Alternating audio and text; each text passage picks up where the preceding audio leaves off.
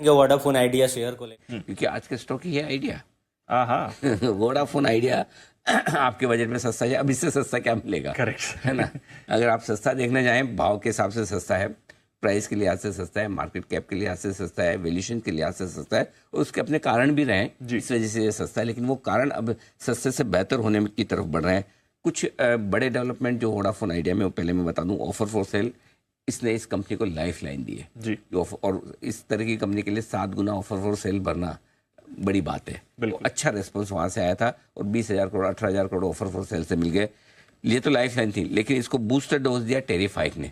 Budget के तुरंत बाद जो टैरिफ हाइक हुआ है, तीनों ही कंपनियां, चारों ही कंपनियां मिलाकर जो टेलीकॉम स्पेस में 47,500 करोड़ का एडिशनल रेवेन्यू हर साल आएगा, और मोटा मोटी ये पूरा प्रॉफिट में बढ़ने वाला है, क्योंकि आपने टैरिफ बढ़ाया, कुछ और तो बढ़ाने की वैसे जरूरत नहीं है जी, राइट। तो ये प्रॉफिट में जाता हुआ दिखेगा। तो अगर टेलीकॉम इंडस्ट्री साल का 45-50,000 करोड़ रुपए या 40,000 करोड़ 35,000 करोड़ भी प्रॉफिट एक्स्ट्रा बनाती है, तो सोचिए कंपनियों पे क्या फर्क पड़ेगा। तो ये पहले लाइफ लाइन मिली, फिर बूस्टर डोज मिला, लेकिन जो जोश मिलेगा वो अब आगे किस तरह से स्टॉक है। पहला, रिलायंस जियो का आईपीओ लाने की कभी से तैयारी चल रही है राइट। जब भी आईपीओ आएगा तो पूरे सेक्टर की रेटिंग करेगा, क्योंकि उसका वैल्यूएशन 10-11 लाख करोड़ रुपए बताया जा रहा है राइट। तो सब्सक्राइबर बेस के दम पर, और जब तक इसका आईपीओ आएगा तब तक अगर परफॉर्मेंस कंपनी की ठीक होती है तो इस कंपनी की भी रेटिंग होने की पूरी संभावना है। दूसरा, एजीआर पेमेंट जो इनका ड्यू है, उसको लेकर जाहिर सी बात है कि अब चूंकि सरकार की खुद की 1/3 हिस्सेदारी हो चुकी है, तो वो चाहेगी कि कंपनी दौड़े, तो हो सकता है उसमें किसी तरह की छूट मिल जाए, तो वो बड़ी राहत हो सकती है।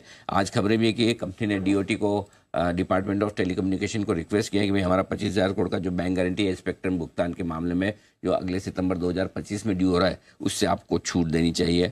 लेंडर्स धीरे धीरे अपने डेट को इक्विटी में कन्वर्ट कर रहे हैं। आज एटीसी अमेरिकन टायर कंपनी की भी जो खबर आई है, वो अपने 1,600 करोड़ के डेट को इक्विटी में कन्वर्ट कर रही है। ये एक अच्छा संकेत है। हमें लगता है हर एक डिप पर खरीदारी करनी चाहिए, डिप पर सिप करने की रणनीति होनी चाहिए, और वो है 10% के फॉल पर आपको सिप करना है। धीरे धीरे खरीदिए, आराम से, कोई हड़बड़ी नहीं। आज का जल्दबाजी में खरीदने की जरूरत नहीं है, आराम से लिस्ट बना के रखिए, पैनिक में खरीदिए। फॉर एग्जांपल, पैनिक किसको कहते हैं? बताइए।